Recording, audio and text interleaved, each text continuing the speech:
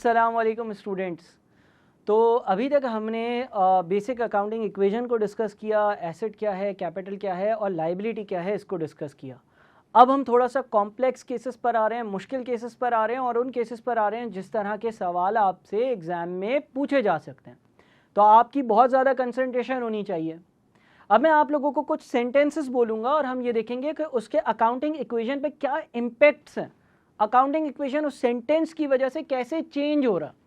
अच्छा, ये याद रखिएगा कि अमूमन हर सेंटेंस का जो मैं अभी आपसे कहूँगा अकाउंटिंग इक्वेशन पे अमूमन दो तरह का इम्पैक्ट होगा, यानी कि दो बातें हो सकती हैं। मिसाल के तौर पर जो सेंटेंस मैं बोलूँगा उस सेंटेंस की वजह से एसेट्स इंक्रीज और कैपिटल इंक्रीज हो रहा होगा, दो बातें हो गई। मिसाल के तौर पर जो सेंटेंस मैं बोलूँगा उसकी वजह से एक एसेट इंक्रीज, दूसरा एसेट डिक्रीज हो रहा होगा। मिसाल के तौर पर जो सेंटेंस मैं बोलूँगा उसकी वजह से एक एसेट इंक्रीज और दूसरी साइड पे लायबिलिटी इंक्रीज हो रही होगी। अभी देखते हैं कि ये किस तरह से होगा। कहने का मकसद ये है कि हमारे पास जो एक सेंटेंस मैं कहूँगा उसके अकाउंटिंग इक्वेशन पर दो इम्पैक्ट्स होंगे। अच्छा, इन सेंटेंसेस को अकाउंटिंग की ज़बान में ट्रांजैक्शंस कहा जाता है। तो let's start with our first accounting transaction और हम ये देखते हैं कि उसका एक asset is equals to capital plus liability, यानी कि एक आसान सी जो अकाउंटिंग इक्वेशन है उस पर क्या इम्पैक्ट होगा। लेट्स से मैं आपसे सेंटेंस बोलता हूँ, mister A started a business with ₹500,000 cash. जी हाँ, मैं रिपीट करूँगा, mister A started a business with ₹500,000 cash. Mister A कोई बंदा था, मिस्टर ए ने बिजनेस स्टार्ट किया और वो अपने घर से 5 लाख रुपए बिजनेस में लेकर आया, जिससे वो बिजनेस करेगा, जिससे वो अपना बिजनेस स्टार्ट करेगा, जिससे वो अपना बिजनेस जो है वो खड़ा करेगा, बिजनेस चलाएगा और मुनाफा कमाएगा। वापस से सेंटेंस को रिपीट करता हूँ, mister A started a business with ₹500,000 cash. अब देखें, अगर हम बिजनेस की बात करते हैं, अगर हम बिजनेस के एंगल से देखते हैं, आप समझ लें कि बिजनेस एक रूम है, बिजनेस एक ऑफिस है, बिजनेस एक जगह है। हो क्या रहा है कि मिस्टर ए अपने घर के अलमारी में से, अपने घर के लॉकर में से, अपने घर से 5 लाख रुपए लेकर आया और वो गया बिजनेस, और उसने बिजनेस के प्रेमिसेस पर या जिस जगह को वो बिजनेस कहता है या जिस रूम को हमने तस्वरी तौर पर बिजनेस कहा हुआ है वहाँ पर 5 लाख रुपए रख दिए। यहाँ पर यह बात याद रहे कि अकाउंटिंग एक कॉन्सेप्ट पर काम करती है जिसको हम कहते हैं बिजनेस एंटिटी कॉन्सेप्ट। ये कॉन्सेप्ट ये कहता है कि बिजनेस के मैटर्स, बिजनेस एक ओनर के घर के मैटर्स से या उसके घर से बिल्कुल अलहदा है। बिजनेस में जो चीज़ आई और जो चीज़ गई है उसको आपने अलहदा तौर पर रिकॉर्ड करना है। अब हम इस ट्रांजैक्शन को अगर देखें और इसके इम्पैक्ट्स देखें तो जो बिजनेस है उस पर कैश आया है, बिजनेस पे अब उसके घर से, ओनर के घर से कैश आया है। कैश आने का मतलब ये है कि पैसा आया है, और हमने ये पढ़ा है कि पैसा क्या है, पैसा क्या है, पैसा एसेट है। किस तरह का एसेट है? करंट एसेट है। जो वो कैश बिजनेस में 5 लाख रुपए लेकर आया है, उस कैश से वो क्या करेगा? उस कैश से वो बिजनेस कंडक्ट करेगा, उस कैश से वो अपना बिजनेस ऑपरेट करेगा, उस कैश से वो अपना बिजनेस चलाएगा।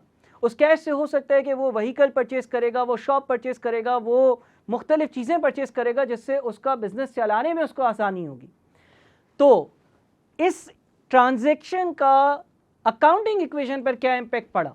इस ट्रांजैक्शन का अकाउंटिंग इक्वेशन पर यह इम्पैक्ट पड़ा कि बिजनेस का एक एसेट इंक्रीज हुआ जो कि कैश है, और ये पैसे कौन लेकर आया है? ये पैसे मिस्टर ए खुद अपने घर से लेकर आया है। सर, अगर वो अपने घर से पैसे लेकर आया है तो ये कैपिटल है, लायबिलिटी नहीं है। इसका मतलब इसका अकाउंटिंग इक्वेशन पर क्या इम्पैक्ट है? Assets is equals to capital plus liability. अभी आप एज्यूम कर लो सारी चीजें जीरो पर थी, zero is equals to zero plus zero. I repeat, assets is equals to capital plus liability. अभी सारी चीजें जीरो पर थी, zero is equals to zero plus zero. जैसे ही वो 5 लाख रुपए घर पर लेकर आया, बिजनेस में कैश इंक्रीज हुआ, कैश इंक्रीज हुआ यानी कि एसेट्स इंक्रीज हुए, एसेट्स इंक्रीज हुए, यानी कि अकाउंटिंग इक्वेशन पर पहला इंपैक्ट ये हुआ कि जो एसेट्स 0 पर थे वो 5 लाख पर चले गए, एसेट्स इंक्रीज हुए is equals to right side of the equation पर कैपिटल और लायबिलिटी की बात हो रही थी, कैपिटल भी 5 लाख से इंक्रीज हुआ, लायबिलिटी 0 पर हम, तो जो हमारा अकाउंटिंग इक्वेशन है वो अब बन गया 5 lakh is equals to 5 lakh plus 0। यानी कि इस ट्रांजैक्शन का जो इंपैक्ट है वो ये है कि इस ट्रांजैक्शन से एसेट्स 5 लाख से इंक्रीज हुए और कैपिटल भी 5 लाख रुपए से इंक्रीज हुआ। तो कुछ ट्रांजैक्शंस ऐसी होती हैं कि जिसकी वजह से आपके बिजनेस के एसेट्स और कैपिटल दोनों में इजाफा आता है। अगर आपसे सवाल दूसरे एंगल से ऐसा पूछा जाए कि बताओ कोई ऐसी ट्रांजैक्शन की एग्जांपल बता दो कि जिसकी वजह से एसेट्स इंक्रीज होंगे और कैपिटल इंक्रीज होगा, तो आप यही वाली मिसाल दे दीजिएगा, mister A started business with ₹500,000 cash, क्योंकि जब वो 5 लाख रुपए बिजनेस पे लेकर आया तो बिजनेस के एसेट्स इंक्रीज हुए, अगर टाइप पूछ ले तो करंट एसेट्स इंक्रीज हुए, और दूसरी जगह पर बिजनेस में कैपिटल इंक्रीज हुआ, यानी कि उस बंदे की इन्वेस्टमेंट, वो जो घर पे उसके पैसा पड़ा हुआ था वो बिजनेस में लेकर आया तो वो इंक्रीज हुआ। तो इस लिहाज से हमारी जो accounting equation 0 is equal to 0 plus 0 से 5 lakh is equal to 5 lakh plus 0 पर आ गई। अब जरा और आगे बढ़ते हैं। ट्रांजैक्शन नंबर 2, ये जो बंदा था जो 5 लाख रुपए अपने बिजनेस में ले आया, अपने घर से लेकर आ गया, लेट से इसको जो बिजनेस करना था उसमें इसको एक मोटर व्हीकल की ज़रूरत थी, और वो मोटर व्हीकल जो है वो बाजार में लेट से 70,000 रुपये में अवेलेबल थी, 70,000 रुपये की थी।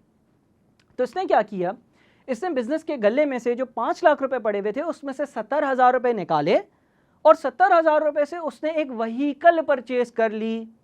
उसने वो व्हीकल परचेज करने के लिए 70,000 रुपये पे कर दिए। अब हम ये देखते हैं कि ये जो दूसरी ट्रांजैक्शन है, यानी कि मैं ये कहना चाह रहा हूं mister A bought motor vehicle ₹70,000 from cash in hand. Mister A bought motor vehicle ₹70,000 from cash in hand. इसका अकाउंटिंग इक्वेशन पर क्या इंपैक्ट होगा? 5 लाख रुपए पड़े थे, जब मैं 70,000 रुपए की मोटर व्हीकल खरीद लूंगा तो अब मेरे पास क्या 5 लाख रुपए पड़े हुए होंगे? नहीं सर, नहीं। उसमें से आपने 70,000 की जब मोटर व्हीकल परचेज कर ली तो आपका जो कैश है जो कि 5 लाख पर था पहले, अब वो 4,30,000 पर चला गया। ऑन दी अदर हैंड आपके बिजनेस में एक नया एसेट आ गया और वो है मोटर व्हीकल, और उस मोटर व्हीकल की वैल्यू कितनी है? 70,000। लिहाजा इस पर्टिकुलर ट्रांजैक्शन का जो टोटल इंपैक्ट है वो ये है कि एसेट्स अनचेंज्ड रहे इन टोटलिटी, बस आपस में उन्होंने अपनी फॉर्म चेंज कर ली।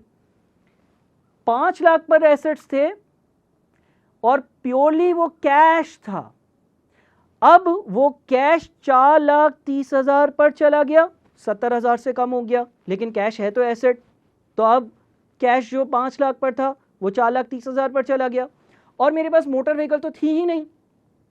अब एक 70,000 रुपए की मोटर व्हीकल भी आ गई, तो 4,30,000 का कैश एक एसेट, 70,000 की मोटर व्हीकल दूसरा एसेट, टोटल मिलाकर 5 लाख रुपए ये एसेट्स बन गए। इज इक्वल्स टू कैपिटल जो कि 5 लाख पर ही रहेगा प्लस लायबिलिटीज जो कि 0 पर ही रहेंगी। ये याद रहे कि इस एग्जाम्पल में ये जो दूसरी ट्रांजैक्शन थी इसमें ऐसा नहीं है कि वो अपने घर से मजीद 70,000 रुपए लेकर आया है जिससे उसने मोटर व्हीकल खरीदी हो, बल्कि उसने बिजनेस के ही कैश में से 70,000 रुपए की मोटर व्हीकल खरीदी है। लिहाजा कैपिटल अनचेंज्ड है, यानी कि अब मेरी जो अकाउंटिंग इक्वेशन होगी वो अभी भी 5 lakh is equals to 5 lakh plus 0, यानी कि 5 लाख के assets is equals to 5 lakh का कैपिटल प्लस 0 की लायबिलिटीज इधर ही स्टैंड करेंगी। लेकिन जो 5 लाख रुपए के एसेट्स होंगे उसकी अगर कोई डिटेल में जाना चाहे तो 2 तरह के उसको एसेट्स नजर आएंगे, 4,30,000 रुपए का कैश और 70,000 रुपए की मोटर व्हीकल। तो अगर मैं इक्वेशन को इस तरह से लिखूं, 4,30,000 का कैश प्लस 70,000 रुपए की vehicle is equals to 5 lakh का कैपिटल प्लस 0 की लायबिलिटी, तो ये भी गलत नहीं होगा। तो ये जो दूसरी ट्रांजैक्शन है इसमें हो सकता है कि आपको लेट से पेपर में ये पूछा जाए कि किसी ऐसी ट्रांजैक्शन की एग्जाम्पल बताओ जिससे एक एसेट कम होगा और दूसरा एसेट इंक्रीज होगा। आई रिपीट, आपसे अगर ये पूछा जाए कि किसी एक ऐसी ऐसे ट्रांजैक्शन की एग्जांपल बताओ जिससे एक एसेट कम होगा और दूसरा एसेट इंक्रीज होगा। तो आप कह सकते हो mister A bought a motor vehicle ₹70,000 from cash in hand.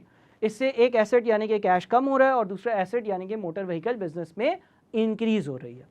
तो इस वीडियो में मैंने आपसे दो मुख्तलिफ ट्रांजैक्शंस की बात करी। उम्मीद है कि आप लोगों को बातें क्लियर होंगी। Thank you.